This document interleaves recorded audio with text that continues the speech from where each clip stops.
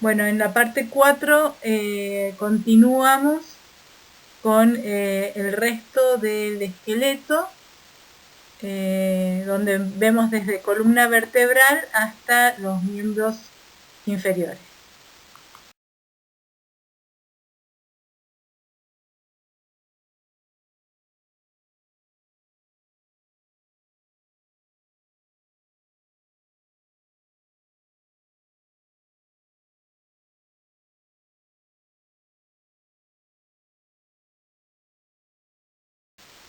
Bueno, ahora vamos a empezar a describir lo que es la columna vertebral. La columna vertebral que se ubica en la parte posterior del cuerpo. La columna vertebral se articula con la cabeza a través del hueso occipital, ya lo vamos a ver en detalle. Pero es importante que ustedes sepan que la columna vertebral está dividida en 5 regiones. Tenemos la zona cervical con 7 vértebras cervicales. Las dos primeras tienen nombre propio. La primera se llama atlas y la segunda se llama axis. Tenemos 12 vértebras torácicas o dorsales, que son las que van a formar la cavidad torácica. 5 vértebras lumbares. El sacro, que está formado por 5 vértebras sacras que están fusionadas y forman el hueso sacro. Y el coxis, que está formado por 4 o 5 vértebras coxígeas que también están fusionadas. Bueno, entonces en esta imagen vamos a poder ver a la columna vertebral en la vista anterior, que la tienen hacia su izquierda, y la vista lateral derecha, que la tienen hacia su derecha. Observen que si la vemos desde la parte lateral, vamos a ver que normalmente la columna vertebral tiene curvatura. Tiene la curvatura cervical, tiene la curvatura torácica, tiene la curvatura lumbar y la curvatura sacra y coxígea. Si ustedes se fijan, las vértebras, que son los órganos o son los huesos que forman la columna vertebral, tienen número. Si se fijan, las vértebras cervicales son 7 y se las puede numerar de la 1 a la séptima. Ya les dije anteriormente que la vértebra cervical 1 se llama atlas, esa sí tiene nombre propio, y la 2 se llama axis. El resto de las vértebras cervicales se las denomina C3, C4, C5, C6 y C7. Con las vértebras torácicas o dorsales pasa lo mismo, también se enumeran de la 1 a la 12 y se las describe como T1, T2, T3. Depende de la bibliografía, también la van a ver como D1, D2, D3 hasta la D12 o T12. Las vértebras lumbares lo mismo, de la 1 a la 5, y se identifican con la letra y el número L1, L2, L3 hasta la L5. Observen bien el sacro y observen el coxis. Vamos a comenzar a describir una vértebra. Hay 4 elementos que están marcados con recuadro rojo, que son los que yo quiero que ustedes hagan hincapié, porque si bien la vértebra está formada por muchas estructuras y muchos elementos, hay 4 que son fundamentales para poder distinguir una vértebra cervical de una vértebra torácica o dorsal de una vértebra lumbar. ¿Cuáles son esos elementos? Observen la imagen y busquen los elementos que les estoy indicando. Lo primero es la apófisis espinosa. La apófisis espinosa es una estructura que se encuentra hacia la parte posterior de la columna vertebral. Es lo que ustedes se tocan. Si ustedes se tocan la columna vertebral, van a ver como si fueran apófisis o estructuras así como escalonadas. Esas son las apófisis espinosas.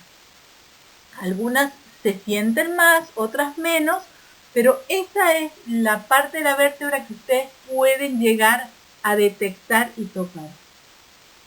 Hacia los laterales de la vértebra encontramos las apófisis transversas, que también difieren entre una vértebra y otra, entre un tipo de vértebra y otro.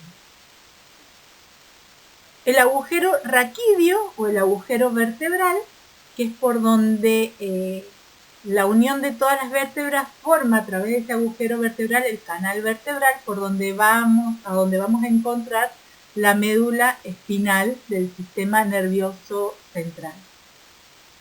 Y el cuerpo de la vértebra es lo que le da la forma, la estructura a la vértebra, que también difiere de una vértebra o de un tipo de vértebra y de otro.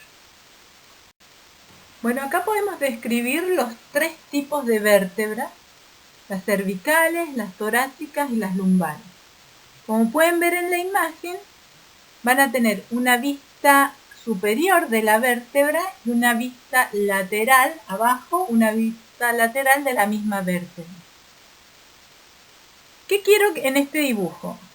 Observen las apófisis espinosas, están hacia la parte, en la vista lateral, en la vista superior, están hacia la parte inferior del dibujo. Miren en la vértebra cervical, esta apófisis espinosa es bifurcada. En la vértebra torácica es alargada, y si ven la imagen que está de la parte dorsal, la vista lateral, van a ver que está inclinada hacia abajo, y en la parte lumbar se va a ver la apófisis espinosa como más engrosada, tiene forma de cuadrilátero si la ven en la vista lateral. ¿Qué pasa con el agujero vertebral? Si ustedes observan en la vértebra cervical, el agujero vertebral es grande en relación al cuerpo y tiene forma triangular. Distinto a la vértebra torácica, donde es redondo y un poco más pequeño en relación al cuerpo. Y si ven la vértebra lumbar, van a ver que el agujero vertebral es muy pequeño y en forma triangular, pero muy pequeño en relación al cuerpo.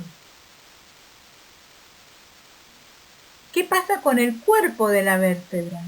Pasa lo contrario. Si ustedes se fijan en la vértebra cervical y lo comparan con los cuerpos de las vértebras torácicas y la vértebra lumbar, van a ver que el cuerpo de la vértebra cervical es muy pequeño en relación al de la vértebra lumbar. Esto tiene un porqué, porque las lumbares son los que van a soportar el mayor peso del cuerpo, por eso necesitan una estructura gruesa y tosca. Con respecto al agujero vertebral, también tiene un porqué. A la altura de las lumbares ya no hay médula espinal desarrollada, sino que tenemos el filum terminal de la médula espinal. Por eso no necesitamos tanto agujero vertebral en la vértebra lumbar, y sí necesitamos más estructura ósea. Con respecto a las apófisis transversas, si ustedes observan y miran la imagen, las apófisis transversas en las vértebras cervicales tienen orificios, se llaman orificios transversos, son bifurcadas, y por allí pasa un gran paquete neurovascular que va hacia la parte de la cabeza. Las apófisis transversas de las vértebras torácicas tienen las articulaciones para las costillas, por allí se articulan las costillas. Y las apófisis transversas de las vértebras lumbares son más gruesas, son más bien cuadriláteras, digamos que son como vestigios de lo que en algún momento pueden haber sido costillas. Bueno, este es el hueso sacro, para que ustedes vean la estructura y la forma del hueso. Y son 5 vértebras fusionadas, que es un hueso que no solamente va a formar parte de la columna vertebral, sino que también forma parte de la cintura pélvica, que ya lo vamos a ver más adelante. Bueno, se observan los agujeros sacrodorsales, los tubérculos de las apófisis transversas, también sobre la parte posterior, se observan con detalle. Y después tenemos el coxis, que también son vértebras fusionadas, 4 o 5 depende del individuo, y está dentro de lo normal, que forma parte de la cintura, de la columna vertebral, pero no va a formar parte de la cintura pélvica, que es lo que vamos a describir más adelante. Bueno, otra región del esqueleto axial era el tórax.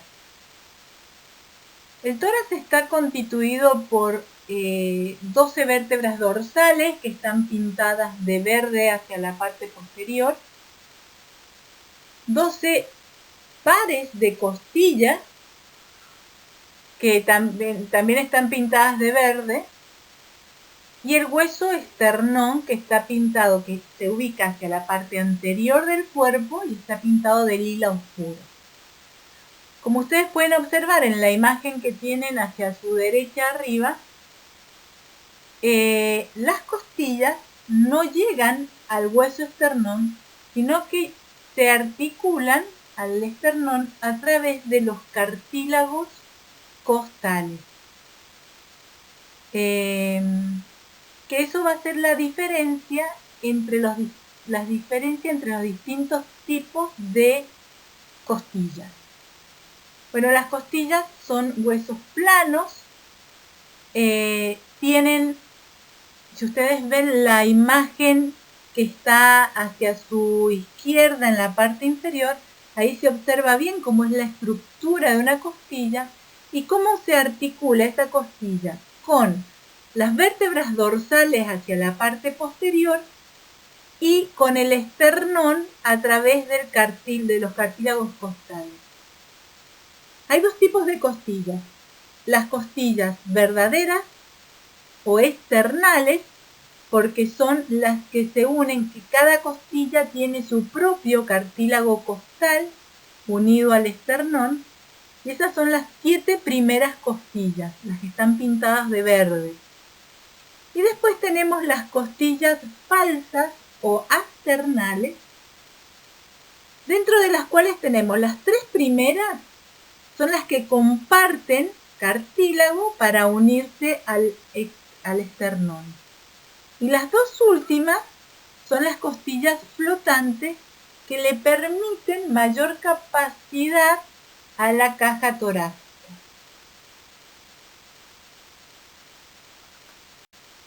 Bueno, en esta imagen ya empezamos a describir el esqueleto apendicular. Como yo les dije, el esqueleto apendicular estaba formado por los miembros superiores y los miembros inferiores. Entonces ahora vamos a describir los miembros superiores. Los miembros superiores se dividen en 3 zonas: el hombro, el brazo, el antebrazo y la mano. Los huesos que forman el hombro, la articulación con el del hombro, son la escápula u omóplato y la clavícula. Pueden ver estos huesos que les estoy describiendo en la imagen que tienen hacia su derecha. Ahora bien, estas clavículas, que son 2, una de cada costado, y estas escápulas u omóplatos, que son 2 también, uno derecho y uno izquierdo, forman una cintura. Viene de cinto. Esta cintura se llama cintura escapular. Entonces, la cintura escapular está formada por las 2 clavículas y las 2 escápulas u omóplatos. En la región del brazo encontramos un solo hueso que es largo, que se llama húmero. En la región del antebrazo encontramos dos huesos, el radio y el cúbito. El radio es el que está hacia la parte de afuera si nos ubicamos en posición anatómica, porque el radio está en la misma línea que el dedo pulgar. Después tenemos la mano, formada por los huesos carpianos, que son, acuérdense que son huesos cortos, que son 8. Los metacarpianos, que son 5 y son huesos largos. Y las falanges, que también son huesos largos y que son 3 por cada dedo, exceptuando el dedo pulgar, que tiene 2 falanges.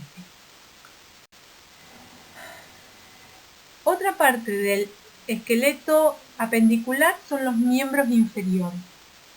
Los miembros inferiores están formados también por regiones. Tenemos la región de la pelvis, donde encontramos la cintura pélvica, la región del muslo, donde encontramos el fémur como el único hueso, es el hueso más grueso, más grande del cuerpo y es un hueso largo. Encontramos la pierna formada por la tibia y el peroné, donde el peroné es ese hueso finito que está hacia los laterales, hacia afuera de la pierna. Entre la articulación del fémur y la tibia encontramos la rótula, que es un hueso irregular, y también encontramos el pie. Dentro del pie encontramos los huesos tarsianos, que son 7, los metatarsianos, que forman la planta del pie, y las falanges, que forman los dedos. Y en este caso es igual que en la mano, todos los dedos tienen 3 falanges, excepto el dedo gordo, que tiene 2. Con respecto a la cintura pélvica, que es la imagen que tienen hacia su derecha, pueden observar que la cintura pélvica está formada por 2 huesos coxales, uno derecho y uno izquierdo, unidos en la parte posterior por el hueso sacro, se articulan el hueso sacro. Y hacia la parte anterior se unen a través de la sínfisis pubiana, que es una zona cartilaginosa. Entonces, si se le pide describir la cintura pélvica, ustedes tendrán que describirla como que está constituida por el hueso sacro y los 2 coxales, unidos hacia la parte anterior por la sínfisis pubiana. Bueno, vamos a describir el coxal. Como lo dije anteriormente, el coxal es un hueso que está formado por la fusión de 3 huesos. Cuando uno nace, en el recién nacido, hay 3 huesos, luego se fusionan y forman el coxal. Son 2 coxales, uno derecho y uno izquierdo. Entonces, en la imagen que ustedes tienen en la diapositiva pueden observar el lugar o la zona donde se encontraría uno de los huesos que forma el coxal, que es el ilion, que es de color, tiene color pintado de color hueso. El ilion tiene 2 estructuras que son palpables, que es la cresta ilíaca y la espina ilíaca anterior. Luego tenemos el isquion, que está pintado de color rosado, que es donde se insertan los músculos del glúteo. Y luego tenemos el pubis, que está pintado de color lila, que el pubis está hacia la parte anterior del cuerpo, y la región pubiana del coxal derecho se une con la del coxal izquierdo y forman esta articulación que es la sínfisis pubiana. Bueno, en esta imagen ustedes pueden observar al costal de distintas posiciones. Y lo que se marca en color es lo que en algún momento fueron los distintos huesos que se fusionaron. En amarillo sería el ilion, en celeste el isquio y en rosado el pubis. Fin de sistema óseo.